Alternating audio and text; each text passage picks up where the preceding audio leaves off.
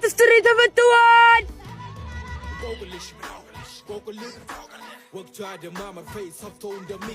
እሙካ የሰፈራችን እናት ባለመልኳ ምን ፈልጋ መጣ? ኧረ ዛሬ የደስታ ቀን ነው። ልጆቹ ሲፈቱ ፏፏ አድርጊው እንጂ ምን ዛሬ ተፈታ ነገር ለሚገቡ እዛ ይሁኑ። ሁለተኛ ቤታቸው አውገውታል። አሁንስ ኧረ አይባልም። ይባላል። እዛ ሆነው መንግስት ይቀልብልኝ ከርሳቸውንም አልችለው። በቃ ሙካ እኔ ፒክ ላርጋቸው ሄጄ ቱሪናፋ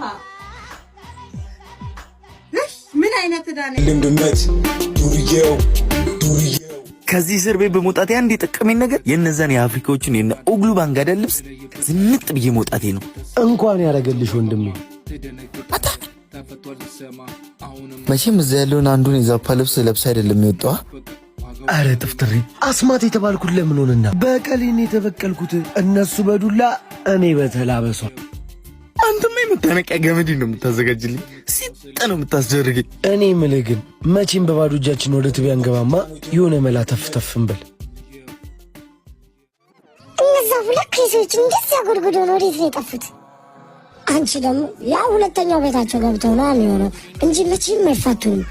ውይ የኔማ ክብደቱ አስማት ተብዬ ያንቺ እኮ ይሻላል። ቢያንስ ገለባ ነው አይከብድም። ጥፍጥሬ እኔ አላምንም መጡ።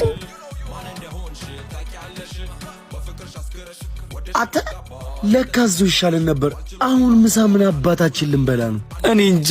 ለካ ሄደያ ስም ጦራለሁ። በቃ ታዲያውን ለምን ሄደን ተፍተፍ ብለን መላ እናነሳ? ይኸውልህ ከዚህ በኋላ ስርቆት ገለመሌ ምናምን የሚባል ነገር የለም። እኔ ጋር አንድ የተቀደሰች አይዲያ አለች። ምንሽ? ና ዝም ብለህ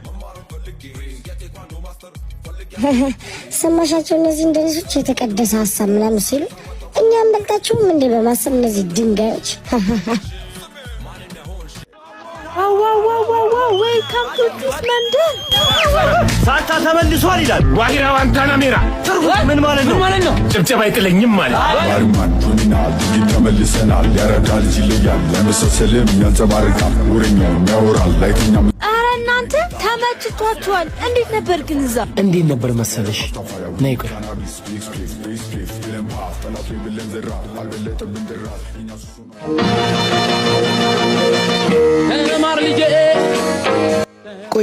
ቆይ እዚህ ትምህርት ቤት ግን ያሳለፍነው ላይፍ ትዝ ይላችኋል? አዎ መሀል ሜዳ ላይ ለረፍት ሰዓት ከማርትዬ ጋር ፍቅር ስንጫወት እኔ ግን